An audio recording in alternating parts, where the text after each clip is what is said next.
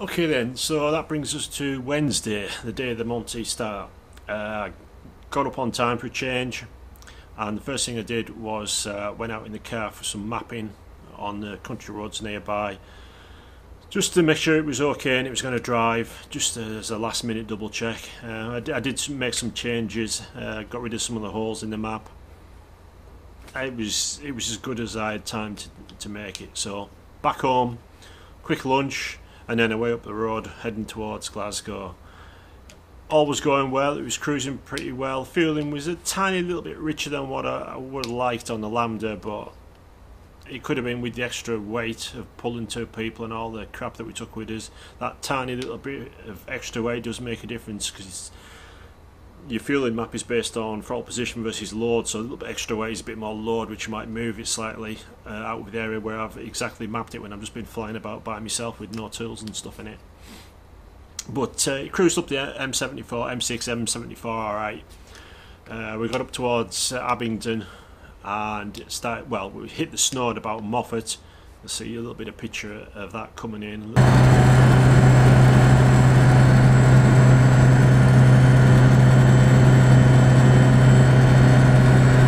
It got worse as we got towards top side of Moffat, up towards Beta. The snow got heavier.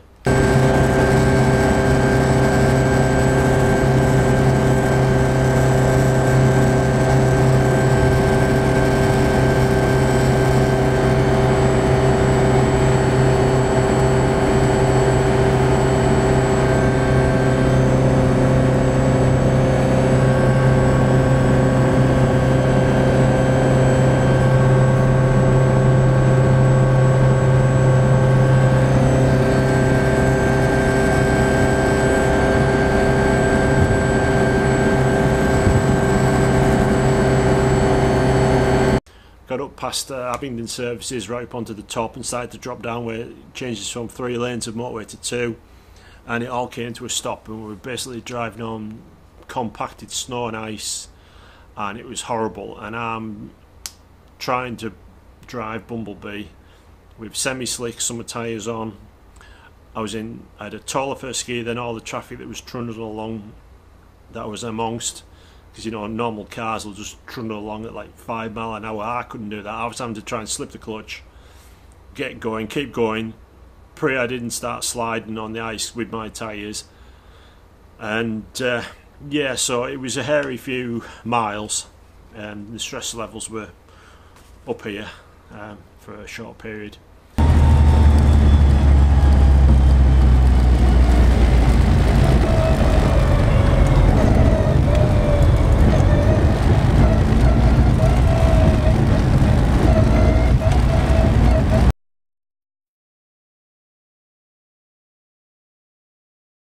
We got to Paisley alright, but by then, when we got into traffic, I did find that it got hot quite quick, and the clutch was getting hot because it wasn't running that well at low speeds, and I was having to slip the clutch a bit. So the temperatures went up, the fan kicked in, which is what it's supposed to do, but it did start to bring the temperatures straight back down, which was very good. That proves that all works. But yeah, the clutch was being a bit of a git, and it was crunching going into, well, all the gears really, especially, well, first and reverse was getting harder and harder to get every time I had to move the car. So that brings us to the first item on the new job list to sort out. Okay, so the first thing on the list is the clutch to sort out. It's dragging, it's crunching. We've had a bit of a mess about with it this afternoon, and hopefully got some ideas. We're going to try alternate outside the parameters that it says on the Haynes manual and stuff like that, and see how we go. We also found that the dim dip lights, the bulbs are pretty poor. I thought it had uprated bulbs, but I need to check that and find out what's going on there. I also want to move the dim dip switch, which is on the floor in these older minis, and it's quite awkward to get. I mean, when you're changing gears and stuff, you can't be going to dim and dip your lights. I much prefer something on a stalk, so we're going to add in some sort of stalk. the plan I have at the moment is to use a Mark 1 indicator switch and modify the wiring on that so it fires a relay. Okay, next on the list is the bonnet.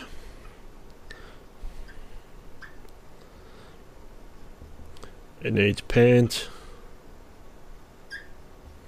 and it needs modding. The corners of the air filter backplate, the air filter housing itself, is catching the bracing on the underside, so it just needs a little section cutting out of it to make that fit. And also where the badges at the front, the holes need re-drilling. So it's the holes, I know what that means, holes and the bracing to sort.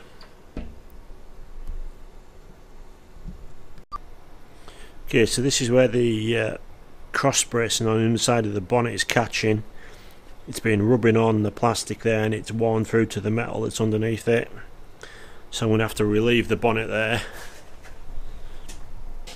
There's the bonnet as it was last night with my rough ass paint job.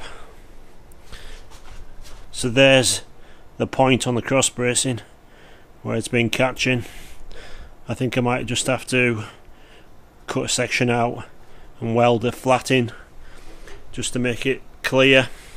I did think about just bashing it with a hammer, but it's going to be quite awkward to do because it's right on the corner, the bracing. It'll probably deform. So that's that. This is the clutch we're working on now. Obviously it's your standard setup with the billet arm. We're just messing about with the settings at the moment with the two big lock nuts on there and the throw out stop there, blah blah blah. We're gonna try some non-standard settings, try and get the clutch just to throw that a little bit more in, engage the gears cleanly.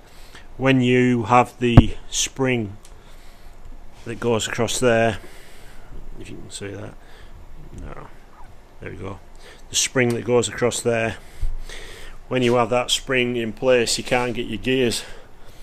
As soon as you take that spring off, gears going without any problem at all. So I just need, it's either the spring is overpowering the slave because it's a really strong spring, and it's just a standard spring as far as I'm aware.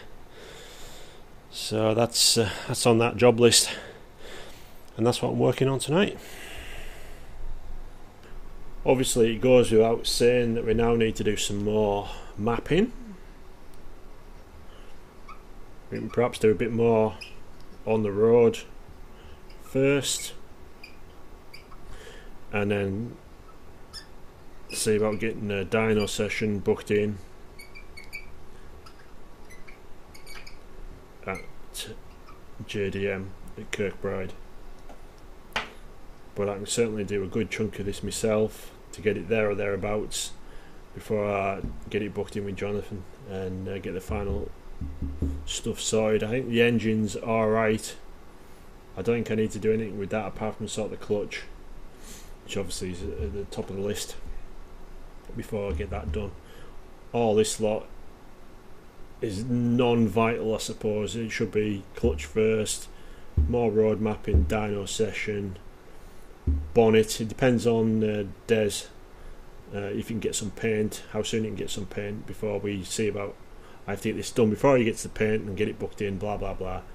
But this stuff is pretty low importance up here because I don't think I'm going to be going out that much in the dark. Although it has to be said, if I want to do some more mapping on the road at the moment, the only time I can get to do it is nights and weekends. So night time is when I really need the dim dip. But at least we did prove that the spot lamps on the front work, and we only lost the lights totally about twice when I was flicking the switch on the floor last night.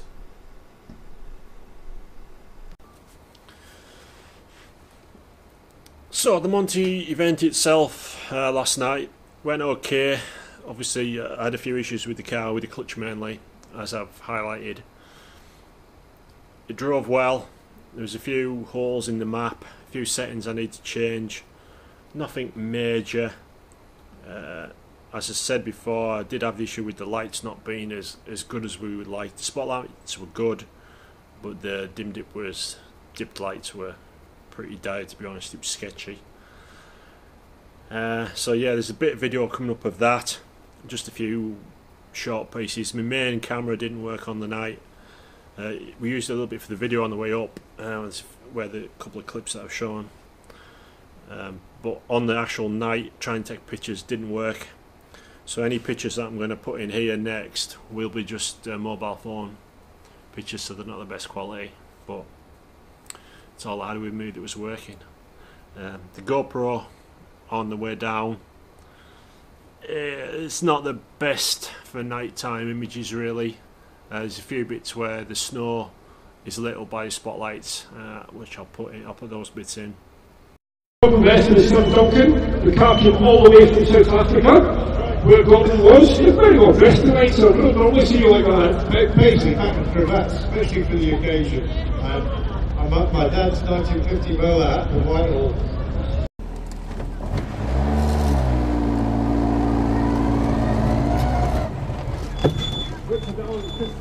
I remember this car from last year. Did we get that? It's Cooper one. How are you, sir? I'm fine, thanks. How are you? Not too bad. Car's looking good. Yeah, it'd be better if it went a bit better though. 5 seconds, sir. Right, lovely. And off.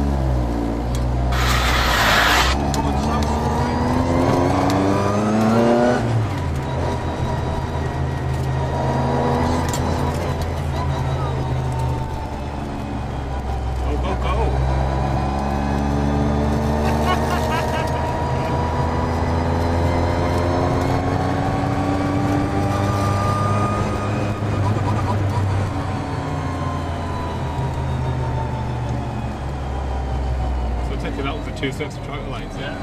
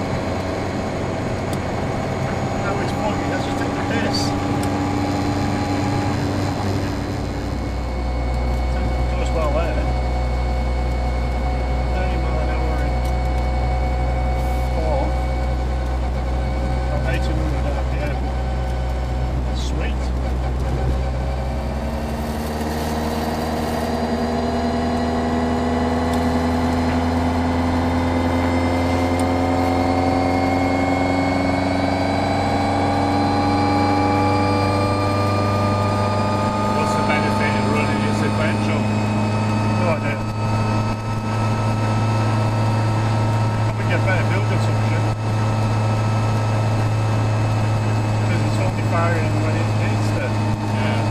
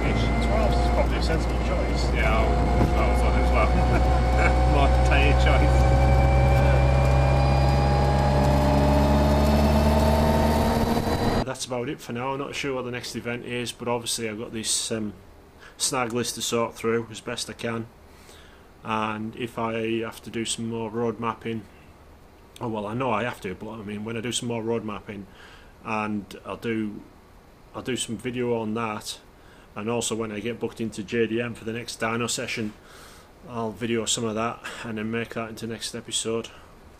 I'm not entirely sure when that's going to be. I'm trying to spread out these videos so they are a week apart, which means you're seeing this quite a bit after the actual thing has happened, but it's the way YouTube likes you to work, the algorithm. The famous YouTube algorithm likes you to do regular videos, so I'm trying to space them out, as I said. The other thing it likes is subscribers, so if you like these videos, click subscribe, click the notification bell, like them as well. Any comments you've got, fire away. Any questions, anything you want to see, let me know. I shall try and get back onto the Red Hot. I need to do a few bits and pieces on that now that I've finally got some time on my hands. Well, not much, but obviously, but I've got some spare time now to drop off this. The urgency, the mad panic is over. So yeah, next video will probably be on the Red Hot. I think I'll do a bit of infill video, getting on with that, firing up again. Now I've got some new spark plugs and stuff. And yeah, that's it. Hope you enjoy the videos, find it useful, entertaining, whatever, and I'll see you next time.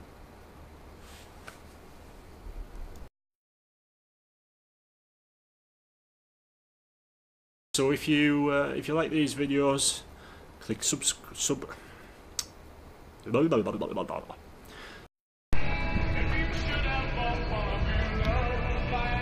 are you doing? Nothing.